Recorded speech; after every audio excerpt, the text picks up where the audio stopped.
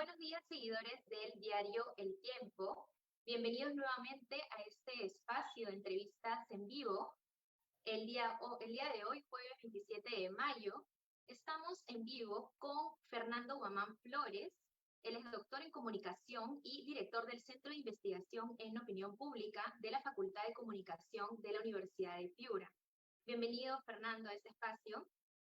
Marian, ¿cómo estás? Muy buenos días. Muchas gracias por la invitación y como siempre, encantado de estar con mis amigos de Diario del Tiempo. Gracias. Bueno, para iniciar esta entrevista es necesario tocar un tema que es bastante sensible para todos los peruanos. Esta semana, al menos 16 personas fueron asesinadas por terroristas. Según fuentes oficiales, como el Ministerio de Defensa, el Comando Conjunto de Fuerzas Armadas y el propio presidente de la República, este acto terrible se habría perpetrado por remanentes de Sendero Luminoso. Entonces, ante esta terrible coyuntura que está sucediendo, queríamos abordar el tema de una manera política. ¿De qué manera este tema tan sensible para todo el Perú se está politizando? ¿De qué manera podría afectar en la segunda vuelta electoral? Queremos saber un Marian, poco al respecto. antes de contestar a esta pregunta, porque efectivamente es una pregunta muy importante para las personas que nos están viendo, para la ciudadanía en general, esta respuesta tiene distintos momentos y también distintos contextos en función de cómo se está informando sobre el hecho y cuál ha sido la reacción política. Si nosotros nos ubicamos en un primer momento, me parece que cuando recién sale la información, es lamentable que líderes políticos de un lado y otro hayan usado la información, ¿no?, para sacarle provecho. Entonces, un asunto que me parece que hemos visto de ambos lados, en ese sentido no entraré a señalamientos específicos, pero sí me parece que el fenómeno como tal ha existido, ¿no? Entonces, a partir de ahí, la opinión pública, en un escenario polarizado, ¿no?, empieza a tomar posturas y se encrispa mucho más la discusión. Quienes estén a favor de Pedro Castillo tienen una lectura de los hechos y quienes están en contra de Pedro Castillo tienen otra lectura de los hechos, ¿no? Entonces, vuelve a ponerse sobre la esfera pública un elemento que encrispa mucho más la discusión. Y en este escenario, pues, la polarización la tenemos ya desde hace varias semanas, y finalmente los que terminan siendo los más confundidos son los que todavía no toman decisiones. Eso es lo que ha pasado en un primer momento, una confusión en base a un elemento adicional sumamente complicado como un atentado terrorista. Segundo, pasan los días y se suma digamos, un elemento de confusión adicional, porque ya a nivel de medios de comunicación empezamos a escuchar voces donde existen términos que no necesariamente señalan a los grupos, al grupo terrorista que ha cometido este atentado en el mismo sentido. Y me parece que eso también termina acrecentando la confusión. He leído en medios de comunicación, como El Tiempo, por ejemplo, muy bien, que frente al terrorismo utiliza el término terrorismo. He leído medios de comunicación que no utilizan el término terrorismo y lo que hacen es llamar, pues, grupo armado, ¿no?, o un grupo de narcotráfico o vinculado a fuerzas, digamos, a grupos de violencia. O sea, empezamos a tener una serie de términos ahí que me parece que termina siendo mucho más confuso el escenario. Y finalmente, pues, hemos visto también ya investigaciones que nos hablan de solo narcoterrorismo y deslindan con Sendero Luminoso. Y entonces tenemos una especie de, el ciudadano de a pie, confusión, porque prácticamente, si le sumas el primer escenario que he descrito, que es el escenario de polarización política y de instrumentalización del discurso, tampoco no hay ahora mismo un consenso y una claridad en la opinión pública para llamar, por lo menos en el mismo sentido y con unidad, frente a ese ataque. Y me parece que esto pasa, y voy al tema de fondo, porque tenemos un gran desconocimiento de qué pasó con Sendero Luminoso. Esto es lo más grave que tenemos ahora. O sea, lo que vemos, esta confusión que vemos en este momento, es porque no sabemos qué pasó con Sendero Luminoso. Y a partir de ahí, yo sigo las redes y tengo, digamos, gente de todas las tiendas políticas, de todos los medios de comunicación, y te das cuenta que si uno se pone a analizar lo que estamos viendo, hay una confusión muy grande respecto a qué llamamos remanente. ¿no? Yo no soy experto en terrorismo, pero sí puedo analizar lo que pasa en los medios de comunicación. Y lo que sé es que no hay consenso a nivel informativo respecto a cómo estamos informando a la población. Y por lo tanto, este escenario de confusión que en un primer momento se instrumentalizó por los propios líderes políticos, lo que está poniendo ahora, ¿no? Digamos, en primer término, es una sociedad que no conoce la historia de Sendero Luminoso. Porque, digamos, desde un lado, digamos, de la historia, se está diciendo que no es Sendero Luminoso porque no es propiamente Pensamiento Gonzalo, y por lo tanto no lo consideran remanente de este grupo terrorista, y hay otros que consideran que independientemente de que sea Pensamiento Gonzalo, si son grupos que se han formado ideológicamente en el Pensamiento Gonzalo, aunque hoy no lo reivindiquen, es un remanente. Entonces, ¿dónde nos ponemos? Dependiendo de cómo estemos interpretando la historia. Y me parece que hemos sufrido del cálculo de la Comisión de la Verdad y Reconciliación Nacional, le atribuye más de 13.000 muertes directas comprobadas a Sendero Luminoso, y el conflicto terrorista que vivimos, ¿no? Desde que inició Sendero Luminoso en el país a perpetrar muertes, pues estamos hablando de 75.000 muertes. Esto es lo que está en la Comisión de la Verdad. Es un asunto sumamente histórico que ha sido olvidado y que por lo tanto nos trae ahora mismo a una confusión como la que estamos viviendo. Me parece que tenemos que ser conscientes, y yo te voy a decir en este sentido, porque yo creo que hay que tomar postura, cualquier grupo, ¿de acuerdo?, que enarbole la violencia y que se haya formado en el pensamiento, ¿de acuerdo?, de Sendero Luminoso, y aunque hoy no reivindique el pensamiento Gonzalo, es un remanente. ¿Por qué? Porque la parte ideológica es la que no cambia. Tenemos que acordar lo que decía Abimael Guzmán. Esto de aquí queda en los demás. Y si tú haces el seguimiento de lo que ha pasado, pues me parece que sí existen voces. Yo estaba escuchando yo una entrevista a Ricardo León que dice, no podemos decir que solo es terrorismo, ni podemos decir que es un narcoterrorismo no ligado a Sendero Luminoso. El concepto remanente me parece aquí que es clave para entender. No es químicamente puro Pensamiento Gonzalo, pero remanente, porque se ha formado en las canteras del Pensamiento Gonzalo, me parece que sí lo es. Pero eso es una opinión, ya te digo, no experto, pero una opinión de lo que estamos viendo, ¿no? Que en las grandes ciudades quizás ya no se ve el terrorismo en sí, entonces las personas se han olvidado de que existe, pero que no lo veas no quiere decir que no exista. Y el Brian lleva años de años sin conflicto, y bueno, que no se haya enfocado toda la opinión pública en eso no quiere decir que no esté sucediendo hace años, solo que ahora que ya viene, digamos, la segunda vuelta electoral, recién se pone en evidencia un tema que se ha estado pateando y que lo han estado pateando políticos de todas las posturas, tanto de derecha como de izquierda. El escenario político, Marian, actual hace que lamentablemente tengamos como una especie de piedra, ¿no?, o de impedimento para empezar a mirar esto de modo histórico. Porque la gran deuda que tenemos, digamos, como sociedad, es mirar esto, pero como un hecho histórico que tiene que tener vigencia porque existe actualmente.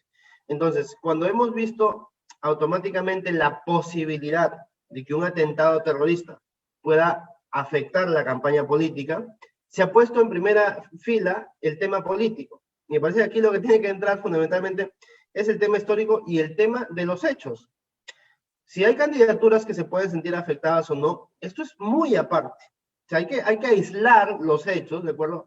Hay que aislar los hechos y en ese sentido, pues, ver qué dicen las voces que están encargadas de investigar esto. Sé, y además los que nos están viendo dirán, oiga, pero la DIRCOTE ha dicho que es Sendero Luminoso, el Comando Conjunto de las Fuerzas Armadas ha dicho que es Sendero Luminoso, sin embargo, el general Cervantes de la policía ha dicho que no está seguro que es Sendero Luminoso. Entonces, como medios de comunicación, lo más objetivo en temas de seguridad nacional, además, es, en todo caso, mostrar que hay esas tres posturas e ir a buscar por qué el señor Cervantes tiene una opinión distinta al Comando Conjunto de las Fuerzas Armadas y a la DIRCOTE. Pero no tomar directamente una de las posturas, ¿no?, y no mencionar la otra, porque me parece que son temas en los que tenemos que ser muy cuidadosos, porque estamos además en este proceso electoral. Alguien dirá, pero si es terrorismo no podría afectar a uno de los candidatos y a otro quizás menos. Es posible, pero esa es una realidad colateral, consecuencia del hecho. El hecho merece un tratamiento en sí mismo, una revisión objetiva, además, por las personas que vienen investigando esto hace mucho tiempo. O sea, los que más saben de Sendero Luminoso y de terrorismo es la DIRCOTE y el Comando Conjunto de las Fuerzas Armadas. Son los que están investigando esto y los que saben cómo son, digamos, cómo se mueven estos grupos subversivos. Entonces, me parece a mí que a nivel político, que es el motivo por el cual tú me has invitado, pues ya depende de los candidatos cómo deslindan o no frente también a acusaciones que forman parte del espacio público, porque forman parte de la guerra política. Pero es un deslinde, Marian, que es un deslinde político.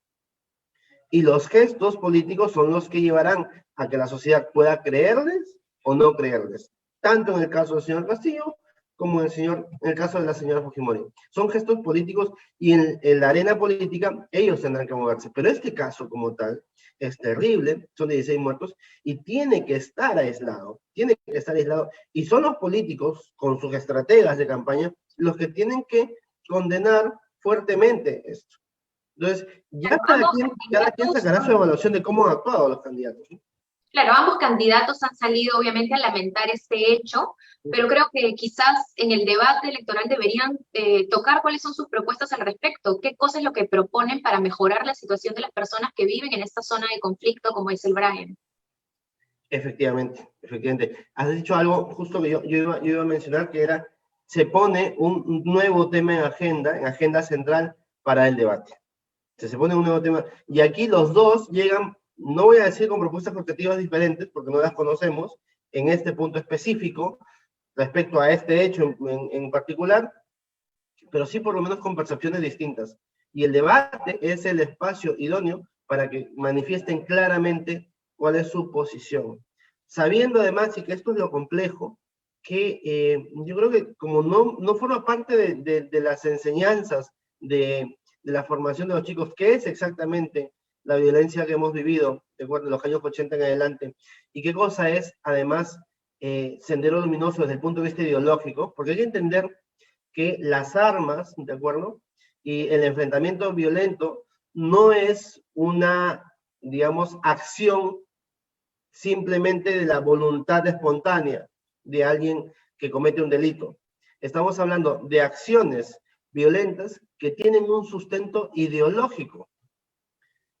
¿De acuerdo? O sea, un sustento ideológico. Y por lo tanto, lo que tenemos que entrar a conocer es cuál es la ideología que hay detrás de una postura que entiende que el avance social se consigue mediante la agudización de las contradicciones. Y esto, no quiero entrar, porque esto no puede ser una clase de filosofía, pero esto es desde un señor en Alemania como Hegel, que influye en otro señor que se llama Karl Marx, que lo que hace es entender que el mundo avanza cuando dos contrarios se enfrentan, y el enfrentamiento violento es necesario para conseguir una sociedad distinta. Es una visión filosófica del mundo. Y si no le explicamos a la gente, a las nuevas generaciones, que lo que hay detrás del terrorismo no es una acción de un loquito, sino que hay una visión filosófica del mundo que lleva a que la sociedad se enfrente y que se considera que en ese enfrentamiento va a haber algo mejor, no vamos a entender qué es lo que está pasando exactamente, ¿no? Por eso, cuando vean los chicos los videos y cuando Ismael Guzmán cuando lo capturan, dicen, esto de aquí, quedan los demás, está haciendo referencia justamente a una visión filosófica del mundo. No está hablando simplemente de acciones delincuenciales.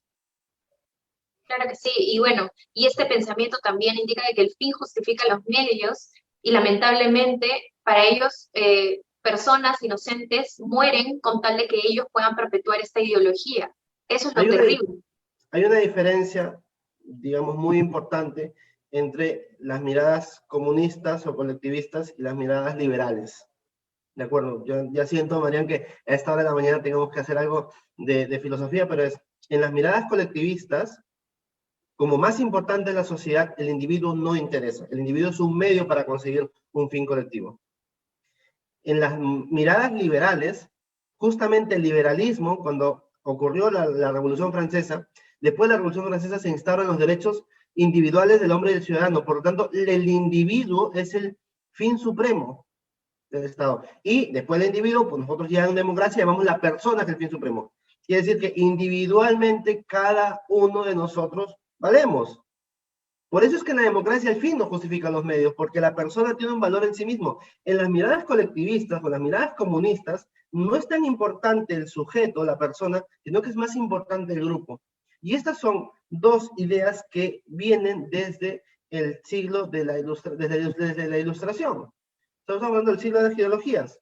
Viene la ilustración, luego vienen las ideologías, liberalismo y socialismo, y tenemos estas herencias hasta nuestros días. Entonces, necesitamos tener de algún modo también, y este es un momento para pensar, un plan curricular adecuado que deje muy en claro que tienen que estudiar los chicos que son estas ideologías, porque si tú sales a la calle, el día problema de hoy es que la gente, los más jóvenes están perdidos, no es una acción simplemente delincuencial singular, hay un modo de ver el mundo detrás y por eso me parece que es peligroso. Claro que sí. Y de cara a esta segunda vuelta electoral, ahora que ya se viene el debate tan esperado por todos los peruanos que estamos ansiosos y nerviosos por ver qué es lo que va a pasar ante esta incertidumbre política, este debate podría definir un poco las elecciones, podría definir los votos cara a esta segunda vuelta. ¿Existe un gran porcentaje de indecisos? ¿Cómo es esta coyuntura? Mira, yo aquí además hay que usar las encuestas, tú sabes que me dedico al mundo de las encuestas ya hace bastantes años. Yo te digo, yo sigo la tendencia de que están muy cerca estos dos candidatos. Estamos frente a un empate técnico. Hubo una encuesta por ahí que marcaba una gran diferencia por temas técnicos, no entré aquí, pero no le creo a esa encuesta, fundamentalmente porque el muestreo por teléfono ya nos ha demostrado que no es preciso. Entonces me parece que si hay una encuesta que se aleja de todas las demás que marcan una tendencia, pues me parece que la que tenemos que analizar es la tendencia. Bien, dicho esto, yo señalaba el otro día que teníamos tres bloques o tres tipos de electores. Un elector que es el elector que votó en primera vuelta por Pedro Castillo y Keiko Fujimori, y ese elector que pertenece al voto duro de los candidatos. Un segundo grupo, que es el elector voto fijo, que después de estas semanas de campaña ya decidió apoyar a Castillo o a Fujimori, y en estos dos grupos de electores es en el que vemos la pelea política en las redes sociales o en las calles, porque ya tomaron una postura y además no la van a cambiar. Pero hay un tercer grupo, que es el elector que todavía no toma una decisión. ¿De acuerdo? Y ese elector, para ese elector será determinante no solamente el momento del debate, sino que también será determinante cuáles son las declaraciones y la coherencia de los candidatos en estas últimas 2 semanas. Porque lo que está fallando, Marian, fundamentalmente, es la coherencia de los candidatos. Cuando los candidatos tienen un discurso en el debate, otro en los medios de comunicación y otro en las manifestaciones públicas, hoy con el mundo de Internet lo podemos saber. En una campaña que no había Internet, un candidato podía hacer una promesa en un medio de comunicación y en las plazas públicas prometer otra cosa. Hoy Internet lo que nos ha traído es un mundo de transparencia y por lo tanto reclama, en este caso de campaña, mayor unidad de los candidatos, que muestren una unidad de discurso y de comportamiento en lo que queda de campaña. Esos serán para mí los ejes que determinen. Por supuesto, el debate servirá para que ese grupo de indecisos que todavía, ojo, todavía estamos hablando de un grupo de cerca del 20%, va a decidir esta elección, Wow, es un número bastante amplio.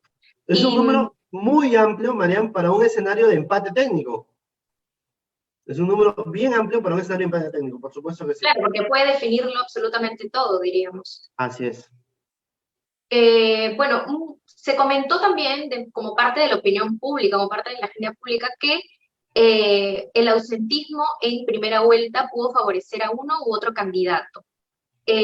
¿Podría, digamos, jugarle en contra esto a Pedro Castillo, por ejemplo, en la segunda vuelta? Quizás si es que más personas van a acudir a las votaciones. La respuesta está en función de dónde estuvo el mayor número de ausentismo. Ojo.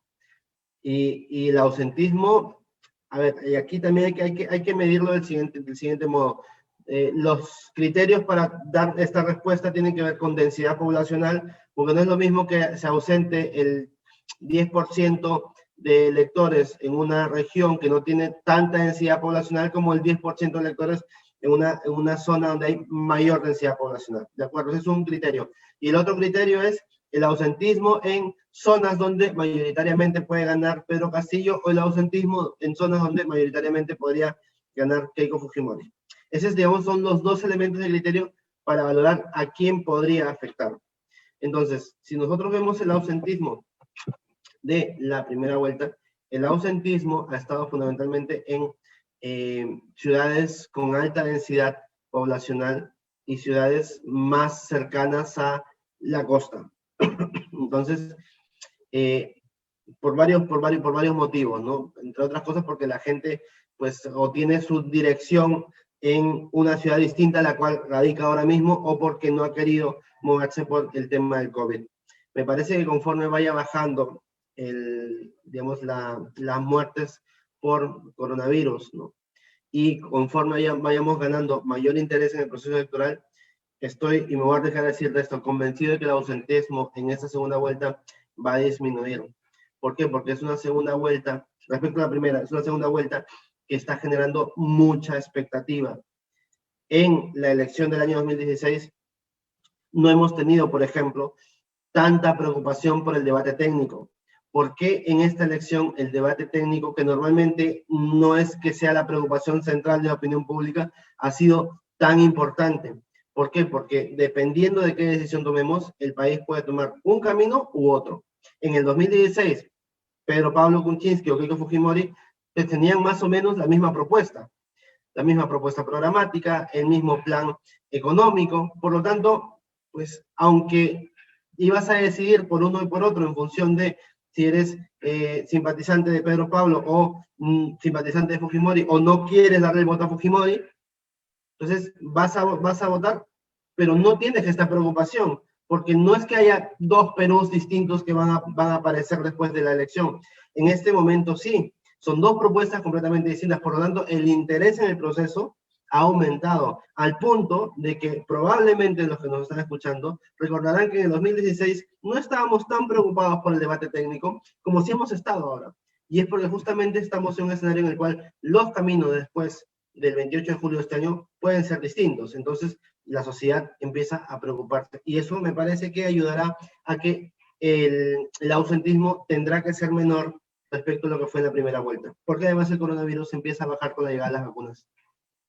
Claro que sí. Sí, bueno, como mencionas, las propuestas de ambos candidatos son casi opuestas. Entonces, ¿qué le recomendarías a las personas ya casi para finalizar esta entrevista para que puedan ejercer un voto responsable de cara a esta segunda vuelta electoral? ¿Qué podrías recomendarles? Por ejemplo, quizás que tomen en cuenta las propuestas que tiene cada uno de los candidatos contra el terrorismo, que es el tema central, digamos, de esta entrevista. ¿Qué les recomendarías en sí para que puedan ejercer un voto responsable? Lo que tenemos que ver es más allá del discurso de campaña. Esto es fundamental. O sea, más allá del discurso de campaña. Y lo que tenemos además que analizar es el funcionamiento del país que queremos. O sea, tu pregunta es complicada y te lo digo por lo siguiente. La sociedad tiene que saber, o las personas que nos escuchan, es que también somos ciudadanos y también tenemos, ¿no?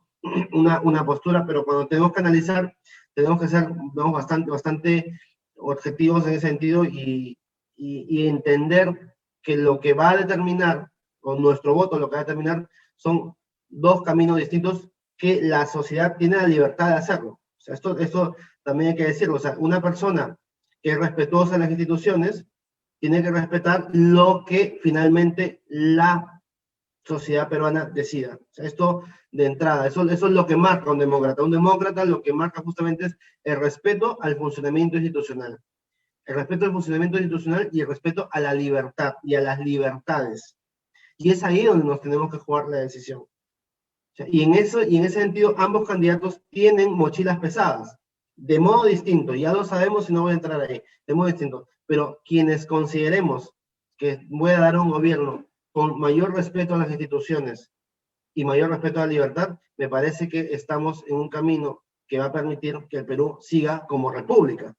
Porque la república no solamente es un concepto, la república es también un modo de vivir dentro de un país. Entonces, allí me parece que las personas que todavía no deciden tienen que analizar si es que los candidatos pueden garantizar que el sistema institucional siga funcionando. Yo quiero terminar con una, porque es tan importante esto, porque Marian, siempre suena abstracto cuando hablamos de esto. Yo quiero mencionarlo en concreto, un poco más concreto. Yo a mis alumnos de opinión pública en la universidad, siempre les digo, la democracia es lo que dice la mayoría. Me dicen, sí, profesor, la democracia es lo que dice la mayoría.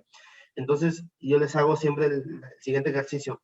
¿Qué pasa si nosotros en mayoría decidimos ser una dictadura? Me quedan mirando y me dicen, no, pero es contradictorio. Le dije, pero podríamos en mayoría perder la libertad. Y me dicen, no, es contradictorio. Le digo, efectivamente, la democracia como sistema garantiza que siempre podamos tener libertad. Y por eso es que junto a lo que piensa la mayoría está el funcionamiento de las instituciones.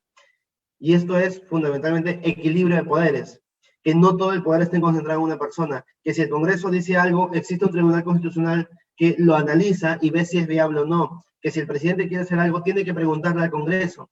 Entonces, este sistema de funcionamiento, en que además tenemos órganos que acompañan, que son la Defensoría del Pueblo, los ministerios, hace que tengamos una estructura que no es perfecta, que tiene mucho que mejorar, pero que fundamentalmente garantiza que vivamos en un país libre. Los candidatos que garanticen la libertad y el respeto al funcionamiento institucional son aquellos que nos tendrán que encaminar. Y ahí el discurso de los candidatos tendrá que ser analizado por los que decidamos este próximo 6 de junio. Claro que sí, además la democracia también es tener la información suficiente como para poder elegir libremente. Muchísimas gracias, Fernando, por haber estado aquí con nosotros en este espacio. Esperamos contar contigo nuevamente. Bueno, encantado. Y a ver, se ha pasado el tiempo rapidísimo, se ha pasado el tiempo rápido en el tiempo. No, encantado de estar, Marian, contigo y con los amigos del tiempo. Muchas gracias por la invitación. Te agradecemos tu presencia y también agradecemos la presencia de todas las personas que nos están viendo en estos momentos en vivo. Les recordamos que pueden seguirnos en nuestra página de Facebook, El Tiempo Piura. También pueden visitar nuestra página web www.eltiempo.p. Muchas gracias.